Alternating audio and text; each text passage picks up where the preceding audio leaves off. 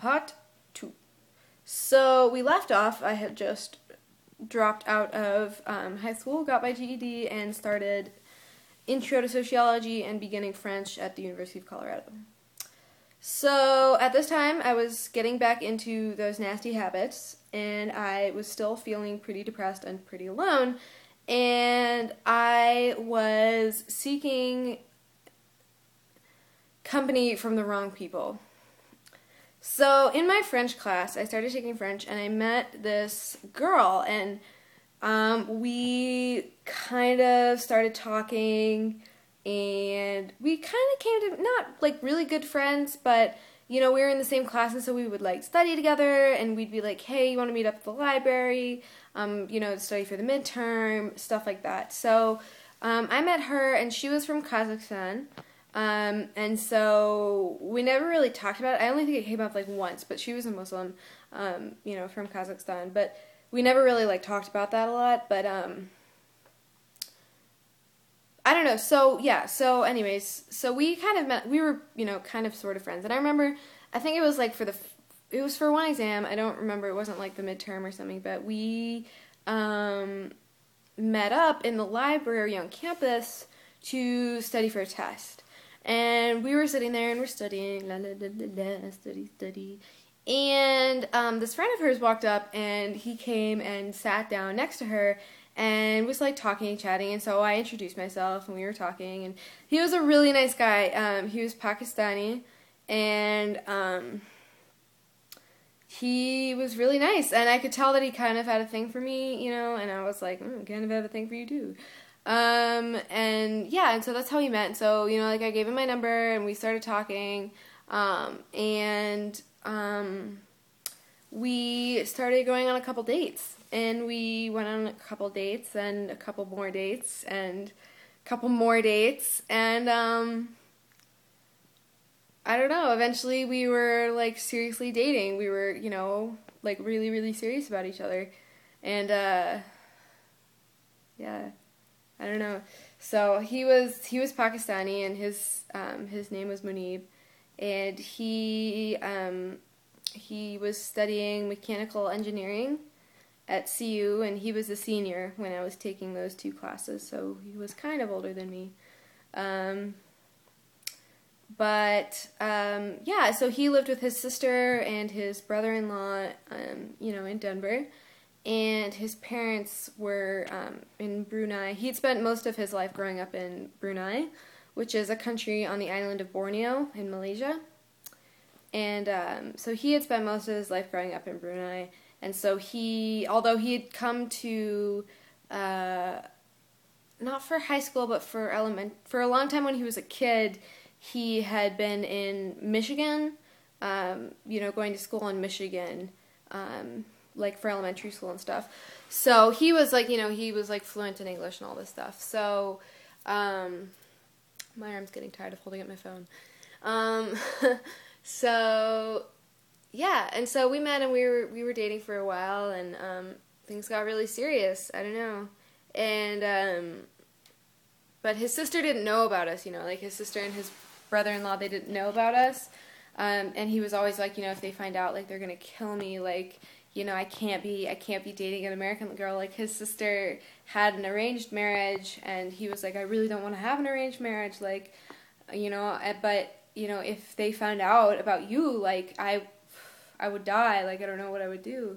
And they had kind of known about me because his sister would, like, open his credit card bills and would, like, find stuff, like, he loved flowers, so he would always buy me flowers, and so she would be like, what was this? Like, who are these for? Like, why did you do this?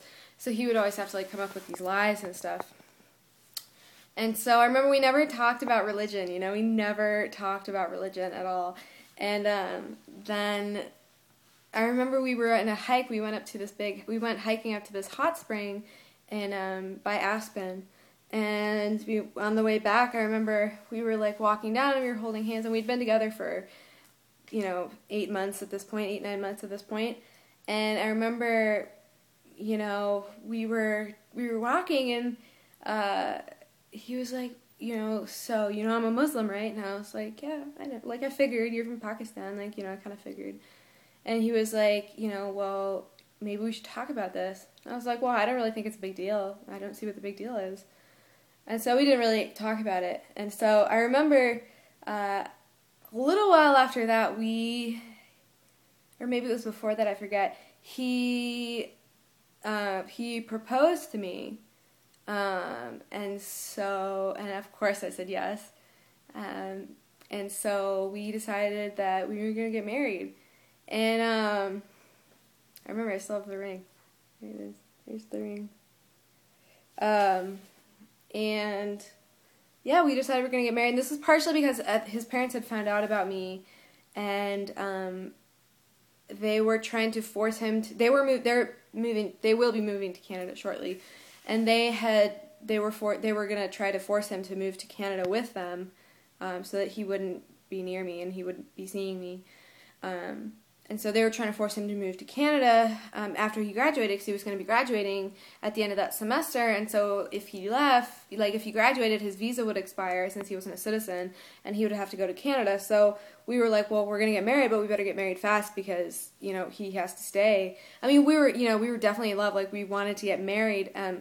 Like, he proposed to me before he knew about this. So we were going to get married, but we decided we were going to get married sooner so that we could, like, avoid him having to go to Canada and all that.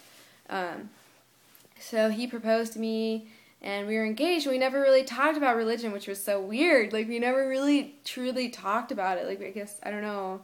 We didn't, I don't think he wanted to bring it up because he didn't want to, like, scare me away. I'm not sure. So after that, I had got accepted to the school in Arizona. And so I left for Arizona, and he had like a couple more months to finish, and once he finished, he was going to find a job in Arizona and move down, and we were going to get married and live together down in Arizona. And so when I first moved down to Arizona, it was really hard because his family made him choose. Like, his mom made him choose between her and me. And he chose me. His mom said, you know, you choose her, you choose me. And he chose me. So, so I came back to visit for like a weekend, a couple days, and we had the best time together. We had like a week, and it was like the best week ever. We like went hiking, and we just hung out, and it was great. And so then I went back to Arizona, and when I was there, I was living in this house with 16 other people, and it was horrible because I was, if you haven't guessed at this point, I had a huge problem with alcohol and drugs, and so I was living in this house with 16 other people, and they would all drink heavily every single night. And so, of course, I got sucked into that because I didn't have anything to stop me. So I got sucked into that, and I ended up getting really depressed because I was like, no, like, I came to Arizona to get away from this. Like, I don't want to get back into it. So I got really, really upset, and I called him one night, and I was just sobbing, and I was in tears, and I was like, you know, I can't live here anymore. Like, you need to be here with me. You know, I can't live with these people. I don't want to go back into the cycle of drinking every single day. Like, you know, it's too much. And so, you know, he was like, you know, just calm down, like, you'll be fine. It's only a couple more months, and I'm going to be there. You know, like, everything's fine. Don't worry about it. And I was like, okay, all right, you're right. And so I had organized a way for me to move out of that house, and I was going to move somewhere else so that I wasn't with these destructive people. And it looks like I'm coming to another 10 minutes. I'm so sorry. I didn't mean for this to be so long, so I'm going to pause this, and I promise that I will finish with part 3. I will cry if this is a four-parter, so it's only one more, and then we'll be done. So stay with me!